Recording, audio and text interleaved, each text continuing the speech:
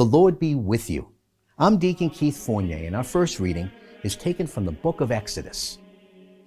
Yahweh then said to Moses, "Go down at once, for your people, whom you brought here from Egypt, have become corrupt. They have quickly left the way which I ordered them to follow. They have cast themselves a metal calf, worshipped it, and offered sacrifice to it, shouting, 'Israel, here is your God who brought you here from Egypt.'" Yahweh then said to Moses, "I know these people. I know how obstinate they are. So leave me now so that my anger can blaze at them and I can put an end to them. I shall make a great nation out of you instead."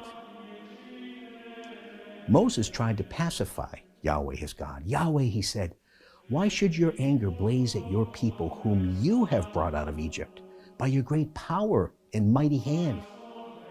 Why should the Egyptians say, 'He brought them out with evil intention to slaughter them in the mountains and wipe them off the face of the earth'? Give up your burning wrath. Relent over this disaster intended for your people. Remember your servants, Abraham, Isaac, and Jacob, to whom you swore by your very self and made this promise. I shall make your offspring as numerous as the stars of heaven, and this whole country of which I have spoken, I shall give it to your descendants, and it will be their heritage forever." Yahweh then relented over the disaster which he had intended to inflict on his people. Our response is taken from Psalm 106. At Horeb they made a calf, bowed low before cast metal. They exchanged their glory for the image of a grass-eating bull. They forgot the God who was saving them, who had done great deeds in Egypt, such wonders in the land of Ham, such awesome deeds at the Sea of Reeds. He thought of putting an end to them, had not Moses, his chosen one, taken a stand in the breach and confronted him to turn his anger away from destroying them. A reading from the Holy Gospel according to St. John. Jesus said, "Were I to testify on my own behalf, my testimony would not be true.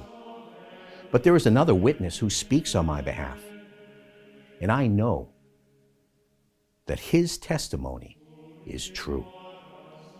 You sent messengers to John, and he gave his testimony to the truth. Not that I depend on human testimony. No, it is for your salvation that I mention it.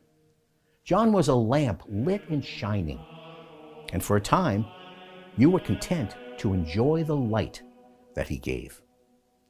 But my testimony is greater than John's. The deeds my Father has given me to perform, these same deeds of mine testify that the Father has sent me.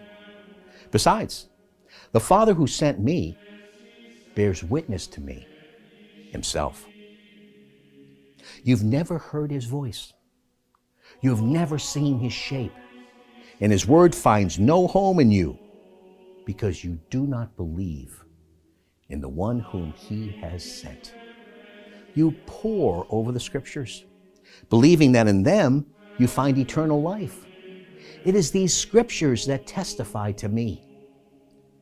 And yet, you refuse to come to me to receive life. Human glory means nothing to me. Besides, I know you too well. You have no love of God in you. I have come in the name of my Father, and you refuse to accept me. If someone else should come in his own name, you would accept him. How can you believe, since you look to each other for glory and are not concerned with the glory that comes from the one God? Do not imagine that I am going to accuse you before the Father. You have placed your hopes on Moses, and Moses will be the one who accuses you. If you really believed him, you would believe me too, since it was about me that he was writing. But if you will not believe what he wrote, how can you believe what I say? The Gospel of the Lord.